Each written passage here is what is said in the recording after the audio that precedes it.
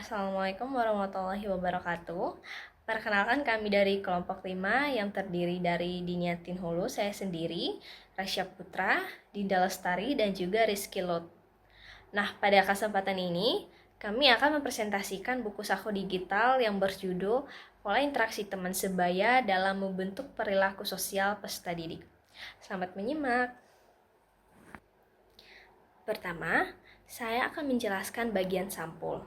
Pada sampul buku saku ini, terdapat ilustrasi beberapa anak yang sedang berinteraksi dan juga berbagi cerita dengan temannya. Nah, ilustrasi tersebut menggambarkan pentingnya hubungan interaksi antara teman sebaya dalam kehidupan peserta didik. Nah, melalui interaksi yang positif, peserta didik juga dapat belajar bekerja sama, saling membantu, saling menghargai orang lain, serta juga mengembangkan perilaku sosial yang baik. Nah, selanjutnya pada bagian kata pengantar dijelaskan bahwa buku saku digital ini tuh disusun sebagai salah satu tugas ujian akhir semester mata kuliah perkembangan peserta didik. Buku ini tuh membahas bagaimana interaksi teman sebaya memiliki peran penting dalam membentuk perilaku sosial peserta didik. Selain itu juga penulis juga menyampaikan harapan agar buku ini tuh dapat memberikan wawasan dan juga pemahaman kepada pembaca mengenai pentingnya peran teman sebaya dalam perkembangan sosial peserta didik saat ini. Kemudian, pada bagian daftar isi, ditampilkan beberapa susunan materi yang akan dibahas dalam buku saku ini. Materi tersebut meliputi pendahuluan, latar belakang isu, keterkaitan dengan perkembangan peserta didik, ada analisis, tantangan dan juga peluang, atau rekomendasi, penutup, ada daftar pustaka, serta juga infografis atau ilustrasi pendukung. Nah, daftar isi ini tuh membantu pembaca untuk lebih memahami alur pembahasan secara lebih sistematis. Baik, selanjutnya pada bagian pendahuluan dijelaskan juga bahwa peserta didik ini tuh berada pada masa pertumbuhan dan juga perkembangan yang meliputi beberapa aspek, misalnya aspek fisik, ada kognitif, ada sosial, ada emosional, dan juga kepribadian. Nah, dalam proses tersebut, teman sebaya ini juga memiliki peran yang sangat penting karena ia bisa menjadi lingkungan sosial yang paling sering berinteraksi dengan peserta didik ini. Nah, melalui interaksi dengan teman sebaya, peserta didik juga dapat belajar atau belajar bekerja sama, bisa juga berkomunikasi, menghargai perbedaan, serta juga mengembangkan sikap empati dan juga rasa tanggung jawab. Nah, oleh karena itu, interaksi yang positif dapat memberikan dampak yang baik terhadap perkembangan dan juga perilaku sosial peserta didik. Demikian penjelasan dari saya mengenai sampul, kata pengantar, daftar isi, dan juga pendahuluan. Untuk pembahasan selanjutnya akan dilanjutkan oleh teman saya. Terima kasih. Peserta didik tidak hanya dipengaruhi oleh perkembangan di kelas, tetapi juga oleh pengalaman sosial dalam kehidupan sehari-hari, terutama melalui interaksi dengan teman sebaya. Seiring bertambahnya usia, peserta didik lebih banyak menghabiskan waktu bersama teman sehingga kelompok teman sebaya menjadi agen sosialisasi yang penting dalam pembentukan sikap, nilai, dan perilaku. Interaksi dengan teman sebaya dapat memberikan dampak positif maupun negatif. Hubungan yang sehat dapat menumbuhkan sikap empati, kerjasama, dan kemampuan berkomunikasi. Sebaliknya, perundungan, pengucilan, dan pengaruh negatif dari kelompok dapat menghambat perkembangan sosial dan emosional peserta didik. Selain itu, perkembangan teknologi dan media digital juga memunculkan tantangan baru seperti cyberbullying dan berkurangnya interaksi langsung. Oleh karena itu, pemahaman mengenai pola interaksi teman sebaya sangat penting untuk membantu peserta didik membangun hubungan sosial yang sehat dan mengembangkan karakter yang positif. Selanjutnya, konsep utama dalam perkembangan peserta didik. Perkembangan peserta didik adalah proses perubahan yang terjadi secara bertahap pada aspek fisik, kognitif, sosial, emosional, dan kepribadian. Proses ini tuh dipengaruhi oleh faktor internal dan eksternal, termasuk lingkungan teman sebaya. Dalam perkembangan sosial, teman sebaya menjadi tempat belajar untuk bekerja sama, menghargai perbedaan, dan memahami norma yang berlaku.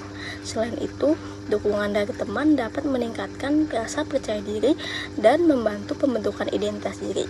Oleh karena itu, lingkungan pertemanan yang positif berperan penting dalam membentuk peserta didik yang memiliki empati, tanggung jawab, dan kemampuan bersosialisasi yang baik. Oke, jadi di sini saya ingin membahas analisis teori dari buku yang kelompok saya sudah buat. Nah, pada bagian ini saya akan membahas pola interaksi teman sebaya berdasarkan beberapa teori yang relevan. Interaksi teman sebaya merupakan salah satu aspek yang sangat penting dalam perkembangan sosial peserta didik, terutama pada masa remaja. Pada usia ini, remaja mulai lebih banyak menghabiskan waktu bersama teman dibandingkan dengan keluarga. Karena itu, apa yang mereka lihat, dengar, dan alami bersama teman-temannya akan sangat memengaruhi cara mereka berpikir, bersikap, bahkan mengambil keputusan. Jika dikaitkan dengan teori perkembangan psikososial dari Erik Erikson, remaja berada pada tahap identity versus role confusion atau tahap pencarian identitas diri. Pada tahap ini, peserta didik sedang berusaha mengenali siapa dirinya, apa yang ingin dicapai, dan bagaimana mereka ingin diterima oleh lingkungan sekitarnya. Dalam proses tersebut, teman sebaya memiliki peran yang sangat besar karena menjadi tempat berbagi pengalaman, bertukar pendapat, sekaligus mencari pengakuan dari lingkungan sosialnya. Melalui interaksi dengan teman sebaya, peserta didik belajar banyak hal, mulai dari menghargai pendapat orang lain, bekerja sama, menyelesaikan konflik, hingga memahami nilai dan norma yang berlaku di masyarakat. Jadi, teman sebaya bukan hanya sekedar teman bermain, tetapi juga menjadi bagian penting dalam proses pembentukan karakter dan identitas diri.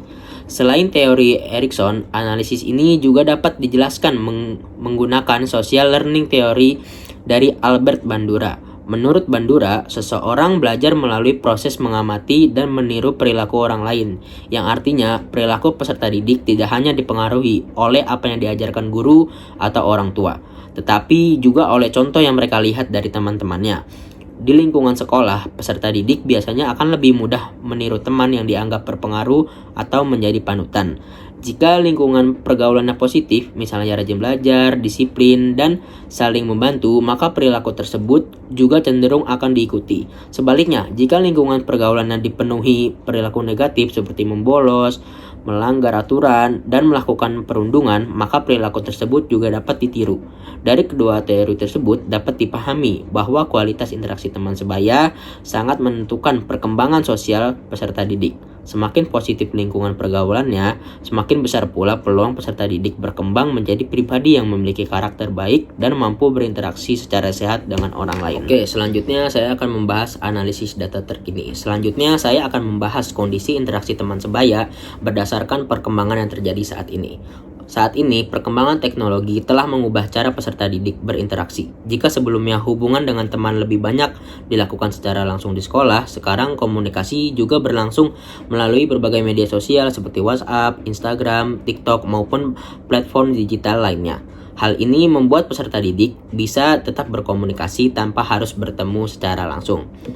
Perubahan tersebut tentu membawa banyak manfaat. Misalnya, peserta didik menjadi lebih mudah berdiskusi mengenai tugas sekolah, berbagi informasi, atau bekerja sama dalam kegiatan belajar. Media digital juga membuka kesempatan untuk memperluas pergaulan dan melatih kemampuan berkomunikasi. Namun, di balik manfaat tersebut juga terdapat tantangan yang perlu diperhatikan. Penggunaan media sosial yang tidak bijak dapat memunculkan berbagai masalah, seperti cyberbullying, tekanan sosial untuk mengikuti tren, hingga penyebaran informasi yang belum tentu benar. Kondisi seperti ini dapat memengaruhi hubungan antar peserta didik dan bahkan berdampak pada kesehatan mental mereka. Hal tersebut juga diperkuat oleh data asesmen nasional tahun 2022 yang menunjukkan bahwa perundungan masih menjadi salah satu permasalahan yang terjadi di lingkungan pendidikan Indonesia. Data ini menunjukkan bahwa masih ada peserta didik yang belum merasakan lingkungan belajar yang aman dan nyaman. Melihat kondisi tersebut, dapat dipahami bahwa perkembangan teknologi tidak hanya memberikan peluang, tetapi juga menuntut peserta didik untuk memiliki kemampuan menggunakan media digital secara bertanggung jawab. Oleh karena itu, penguatan pendidikan karakter Literasi digital serta kerjasama antara sekolah, keluarga, dan masyarakat menjadi sangat penting agar interaksi teman sebaya tetap memberikan dampak yang positif. Oke, selanjutnya saya akan menjelaskan mengenai tantangan sekaligus peluang dari interaksi teman sebaya. Dalam kehidupan sehari-hari, tidak semua bentuk interaksi teman sebaya memberikan pengaruh yang positif. Salah satu tantangan yang paling sering ditemui adalah adanya peer pressure atau tekanan dari kelompok sebaya. Tekanan ini biasanya muncul ketika seseorang merasa harus mengikuti perilaku teman-temannya agar bisa diterima dalam kelompok. Sebagai contoh, ada peserta didik yang sebenarnya mengetahui bahwa membolos atau menyontek adalah tindakan yang salah. Namun karena ingin dianggap sebagai bagian dari kelompoknya, mereka akhirnya ikut melakukan hal tersebut. Situasi seperti ini menunjukkan bahwa pengaruh teman sebaya dapat memengaruhi cara seseorang mengambil keputusan. Selain itu, penggunaan media sosial yang kurang bijak juga menjadi tantangan tersendiri. Konflik di media sosial, komentar negatif, hingga perundungan secara daring dapat merusak hubungan antar peserta didik dan membuat mereka merasa tidak nyaman di lingkungan sekolah maupun dalam kehidupan sosialnya. Meskipun demikian, interaksi teman sebaya juga memiliki banyak peluang yang sangat bermanfaat. Ketika peserta didik berada dalam lingkungan yang positif, mereka dapat belajar bekerja sama, saling menghargai, membangun komunikasi yang baik, serta mengembangkan kemampuan kepemimpinan. Semua kemampuan tersebut dapat diperoleh melalui kegiatan belajar kelompok, organisasi, maupun ekstrakurikuler. Selain itu, lingkungan pertemanan yang sehat juga dapat menjadi sumber dukungan emosional. Peserta didik akan merasa lebih percaya diri, lebih mudah beradaptasi, dan lebih termotivasi untuk berkembang bersama teman-temannya. Jadi dapat disimpulkan bahwa interaksi teman sebaya memiliki dua sisi, yaitu tantangan dan peluang. Tugas sekolah, keluarga, dan masyarakat adalah menciptakan lingkungan yang mampu mengarahkan peserta didik agar lebih banyak memperoleh pengaruh positif dari teman sebayanya. Dengan begitu, interaksi yang terjadi tidak hanya mendukung perkembangan sosial, tetapi juga membantu membentuk karakter peserta didik yang lebih baik. Menjelaskan beberapa solusi atau rekomendasi yang dapat dilakukan untuk membentuk pola interaksi teman sebaya yang positif pada peserta didik. Yang pertama, bagi sekolah itu memiliki peran penting dalam menciptakan lingkungan belajar yang aman, nyaman, dan juga inklusif.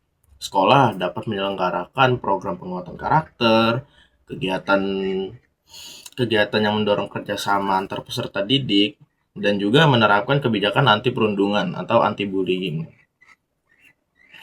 Selain itu juga peran guru bimbingan dan konseling juga perlu dioptimalkan untuk memberikan pendampingan kepada peserta didik yang mengalami permasalahan dalam hubungan sosialnya. Nah, untuk bagi guru ini, guru tidak hanya berperan sebagai pengajar, tetapi juga sebagai teladan dalam membangun komunikasi yang positif. Guru dapat menggunakan metode pembelajaran kolaboratif agar peserta didik terbiasa untuk bekerja sama, menghargai perbedaan pendapat, dan mampu menyelesaikan konflik dengan cara yang baik. Lalu yang ketiga itu adalah bagi orang tuanya itu. Orang tua perlu menjalin komunikasi yang terbuka dengan anak mengenai lingkungan pertemanannya. Selain itu juga kerjasama antara orang tua dan sekolah sangat diperlukan agar perkembangan sosial peserta didik dapat dipantau dan juga berbagai permasalahannya dapat ditangani sejak dini. Nah, yang keempat itu bagi peserta didiknya tersendiri, peserta didik diharapkan mampu memilih lingkungan pertemanan yang positif, mengembangkan sikap empati, toleransi, dan serta saling menghargai. Mereka juga harus berani melaporkan tindakan perundungan atau perilaku negatif kepada guru maupun orang tua apabila mereka itu mengalaminya atau melihat hal itu terjadi. Nah, untuk rekomendasi itu didukung dari Santrok pada tahun 2022 yang menjelaskan bahwa interaksi positif teman sebaya berperan penting dalam perkembangan sosial peserta didik. Selain itu, UNESCO menegaskan bahwa kolaborasi antar sekolah, guru, orang tua, dan juga peserta didik itu tersendiri merupakan kunci dalam menciptakan lingkungan belajar yang aman, sehat, dan mendukung perkembangan sosial. Nah, sebagai penutup, dapat disimpulkan bahwa pola interaksi teman sebaya memiliki pengaruh yang sangat besar terhadap perkembangan sosial peserta didik. interaksi yang positif maupun membentuk karakter, meningkatkan kemampuan berkomunikasi, menumbuhkan empati, serta melatih kemampuan bekerja sama. Sebaliknya, interaksi yang negatif dapat menghambat perkembangan sosial, bahkan memicu berbagai perilaku yang merugikan.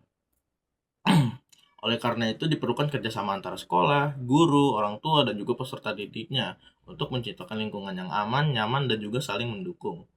Dengan lingkungan pertemanan yang sehat, peserta didik tidak hanya berkembang secara akademik, tetapi juga tumbuh menjadi individu yang berkarakter, bertanggung jawab, dan memiliki keterampilan sosial yang baik. Demikian penjelasan dari kelompok kami. Terima kasih atas perhatian yang diberikan. Wassalamualaikum warahmatullahi wabarakatuh.